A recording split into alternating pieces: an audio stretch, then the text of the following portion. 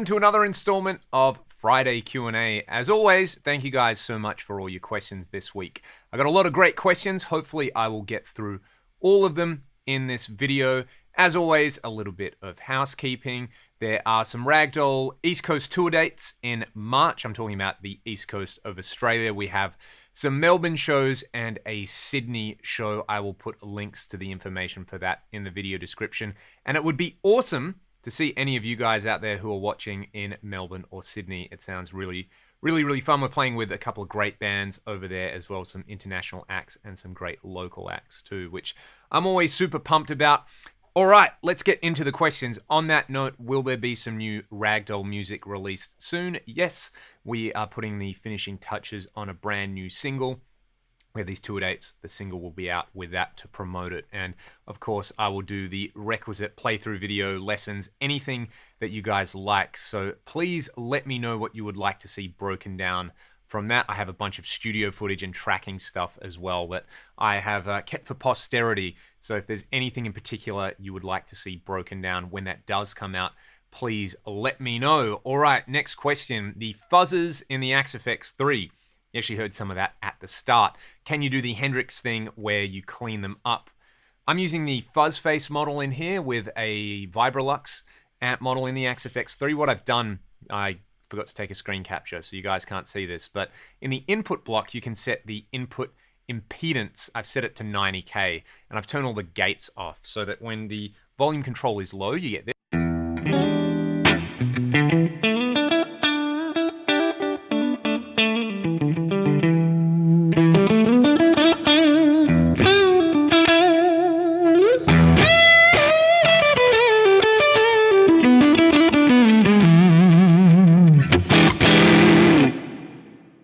Depends on how much fuzz you like. If I turn the drive right up, you obviously have to roll your volume back more.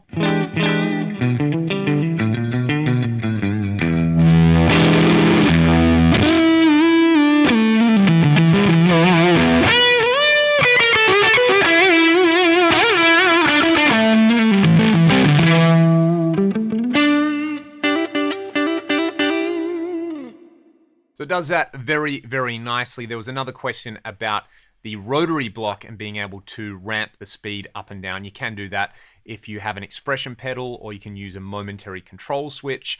Just attach it as a modifier. The modifier section in the Axe FX 3 and the controllers, I think, is the thing that's often overlooked with just how great this unit is. We know it sounds amazing. We know there's a lot of amp models. We know there's great effects in it, but the things that you can do with controllers and modifiers in this, you really can't do on any other guitar processor. It's more like a synthesizer or something like that when it comes to the controllers section, what you can do, like attaching LFOs to stuff, attaching pitch controllers to increase the gain as you play up on higher notes or stuff like that. It's really amazing. I probably don't spend enough time talking about it, but it's something I use in nearly all my presets as some kind of controller and modifier, and just really great. And yeah, and you know, the fuzzes sound pretty good as well in there too. So there's always going to be Axe FX videos coming in during the week for me, so I'll try to touch on this stuff in a little bit more depth in a future video. All right, the rack for my Axe FX 3. This is an SKB shallow 3-unit rack. It's great. It fits the Axe FX 3 perfectly. If you want to have like a patch panel or something like that on the back, it's maybe a little bit too shallow. You might want to get one of their slightly deeper units, but for what I need, it's absolutely perfect. And the rack underneath it, I don't know who made these. I bought it from somebody who was selling off everything in their studio. It's just a very heavy duty, I think it's 16 or 18 unit shock mount rack.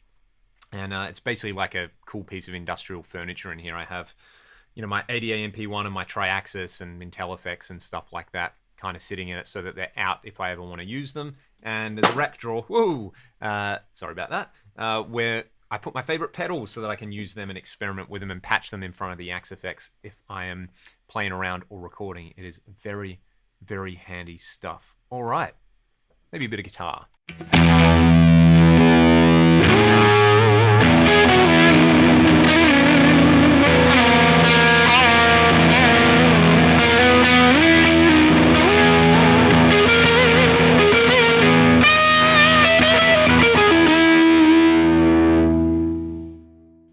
I like fuzz. Some more videos with the Cherrytone Molecular. Stay tuned over the weekend. I shot a video for this during the week with my Marshall DSL-50 as well. It's actually not my Marshall DSL-50. It's Ryan, our bass player's Marshall DSL-50, but it's been living at mine for like the entire history of Ragdoll. So, Ryan, I hope you don't want it back anytime soon, man. But the great sounding amp, and I just put them side by side to kind of showcase why I like both amps. They do slightly different things. They both definitely have a Marshall flavor. But I shot the video and I was editing it, and there must have been dust or something on my lens because it keeps going in and out of focus during the video, which is super frustrating. But I've decided to put the video up anyway, even though it kind of looks rubbish. I think it sounds pretty good. So stay tuned over the weekend for that molecular DSL comparison. What next? Dean Guitars lineup for 2020. I did have a really brief look at it. There was the Telly with the two humbuckers and the Gibson style bridge that I really like the look of. That's a pretty cool combination in my book anyway. And I noticed, the one thing I noticed was a lot of Blueburst, Burl, and Flame Maple guitars. So that's not really my thing. I know some people are super into those colors and those finishes. You see Ormsby, you see Kiesel, they do a lot of great stuff like that. But yeah, the Telly was the one that really caught my attention out of the Dean 2020 lineup. Let's see, the new Soldanos. Ooh, they look amazing, especially that SLO 30. You guys know I love my Hot Rod 50 Plus. Incredible amplifier. Mike Soldano is a legend, and it's good to see him get his due. And yeah, I mean, from the clips that I've seen, the new SLO 100 and the new SLO 30 look great. I would love to get one here to try it and compare it to my Hot Rod and put it through all my cabs and put it through its paces. I don't know how likely that is, given I live on the other side of the earth, and I don't know how many of these they're making. But a boy can dream anyway. I'm sure they'll be amazing because you know, all the Friedman stuff, all the Morgan stuff that Boutique Amp Distribution are doing, and they're now doing Soldano, is solid stuff. So that's exciting if you want to get an SLO 100.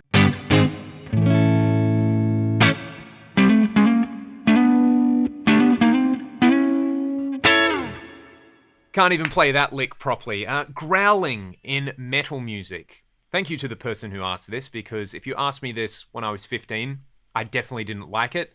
And then I heard Opeth, and I was like, whoa, he's growling and I like it. Then he's singing clean and I like it. What is happening? And I think that was part of a very important part of my life where I started realizing that, you know, there are many ways to express yourself, and that if you're using that in an expressive sense, you can do things with growling or screaming that you can't traditionally do, or you can't do with like melodic singing. So I think it definitely has its place. Sure, just like every other style of singing, it can be done poorly, it can be done in poor taste, but I would certainly never discount a band or, you know, not listen to something because it's got growling, because it's, you know, I love melodic singers, but there's a time and a place for everything, I think. And in the same thing, I know people who love like extreme metal, and anytime they hear melodic singing, they're like, ugh, sissies. And also people who, you know, if you don't have a 5-octave vocal range and wear a loincloth, you're also a sissy. So it's not about being a sissy or anything, it's about expression. And that's the most important thing. And then you have people like Devin Townsend, who does it all, and it's all incredible. So yeah, go figure. Go if you don't get it, go and listen to Blackwater Park. And that if that can't change your mind, I don't know what will. Alrighty, we've got time for a couple more questions. Somebody asked about if the Axe-Fx did not exist, what would I play? I would probably, I'd probably just still be playing a DSL with a 4x12 cab, maybe an Eventide H9, and my Anarchy Audio clone, the workhorse. Because that's kind of what I use. I use similar things in the Axe-Fx. Maybe my rectifier for heavier gigs. That's what I was using before I switched to the Axe-Fx. Or maybe I'd use a Triaxis and a rack and a G-Force. I've got all of those things sitting here. So yeah, something like that. The less gear, the better, in my opinion, nowadays. Or maybe I'd just be using like a multi-effects and a head. So luckily for me, that's not a problem I have to worry about, because the Axe-Fx is real. And I mean, I've been gushing about it in this particular video, but I did get a lot of questions about it over the week. So speaking about stuff which gives you control and flexibility, somebody asked me, what kettle do I use for making pour over coffee? I have one of those temperature control ones with the gooseneck on it, and yeah, it gives you full control over the temperature and the flow rate and, you know, all the things that go into the chemistry of coffee. I've been going down the rabbit hole watching, is it James Hoffman? He's like the coffee guy on YouTube. His videos look and sound so good as well. So if you're into that and you haven't seen his channel, it's pretty great. I've really been digging it. Alrighty, Alice in Chains, were they an influence and do I like them? Yes and yes. I was a bit late to the party with those guys, but I actually got into them through their newer albums, Black Gives Way to Blue and The Devil Put Dinosaurs Here. And those two albums, I was like, whoa, why haven't I listened to these guys? And I went back and I listened to Dirt and I was like, oh, I get it. I get it. The riffs, the tone, the songs. I like both eras. I know some people refuse to listen to anything that Lane's not on. It's understandable if you're really attached to those songs in that era. But yeah, big influence. If you go and listen to Rewind Your Mind, the Ragdoll song off Back to Zero, we got a write-up in Classic Rock magazine where we got compared to them. So I was like, you know what? If the shoe fits, I will wear it. And I got a couple of videos about, you know, trying to pull tones like that and trying to write riffs like that as well. But to me, I'm fairly certain the guys in Alice in Chains were at least somewhat influenced by King's X, and I'm very influenced by King's X, so it's probably a case of like convergent evolution there as well. Alrighty, we've nearly got through all the questions for this week. Maybe I'll whittle around a little bit more. Strat neck pickup, click one back. That's a magic sound.